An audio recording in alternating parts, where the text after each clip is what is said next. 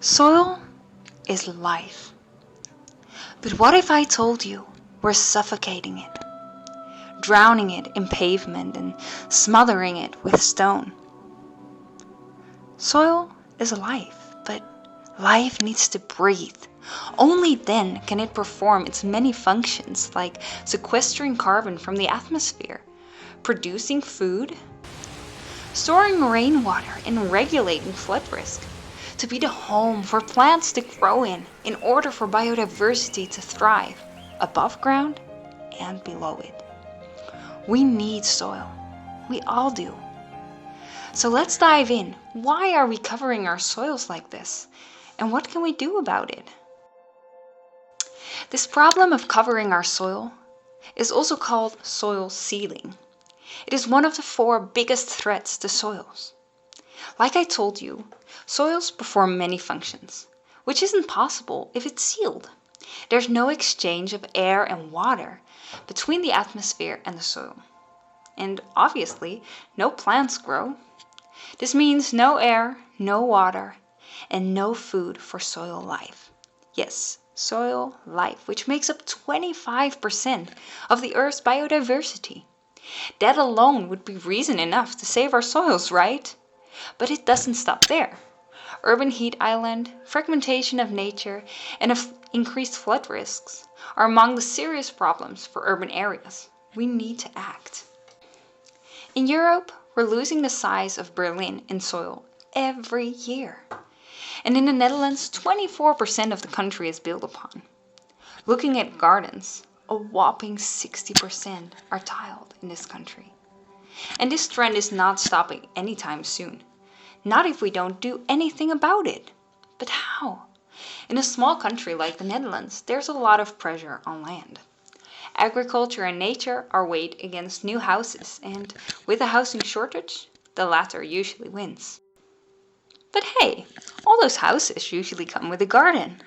What if all homeowners would make at least part of their garden available for greenery, so soil can thrive? It would make a big difference. But people are busy. Who has time for a garden these days? And people are getting wealthier, and those 2 cars need to be parked somewhere, right? And sadly, the elderly are getting more and more isolated, and often they can't find the help they need to maintain the garden they'd like. Obviously, the problem will not solve itself. And I don't want to think about how much soil will be covered up in 10 years if we don't do anything. Luckily, we can do something. And it's really quite simple. Removing pavement, hey! And ideally replacing it with green spaces where people can relax and nature can thrive. Or in the case of a parking spot, how about permeable pavement? You can also use gravel instead of tiles, which will at least allow the water to infiltrate.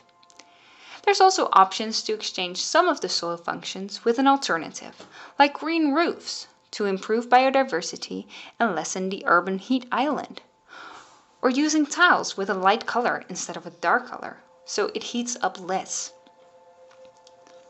How can this actually be put into practice? Well, many municipalities are already offering subsidies for citizens who turn tiled area in their garden into green spaces. This is quite a success, and the number of municipalities doing this is growing. If your municipality is not among them, how about reaching out to them? Sometimes all that is needed is some involved citizens to get the change going. A key element is also the time investment.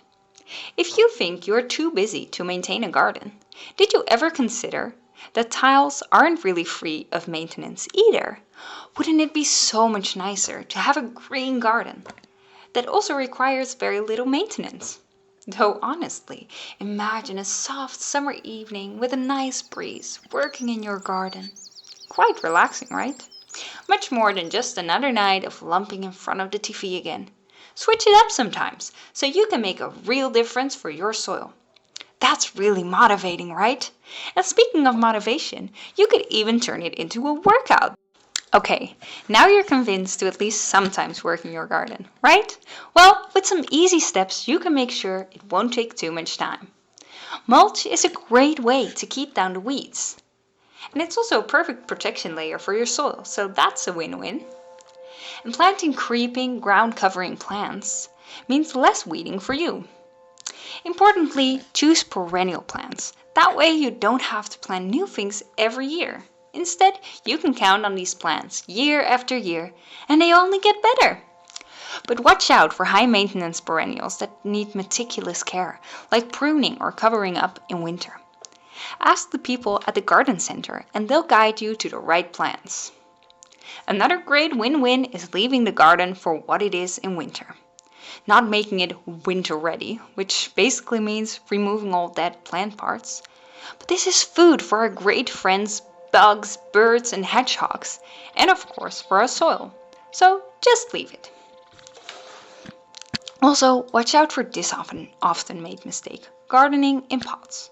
Really, plants in pots require so much more care. Save yourself a lot of time and money by just gardening straight in the soil. As you see, a green garden really doesn't have to be so much work. And it gives a lot in return.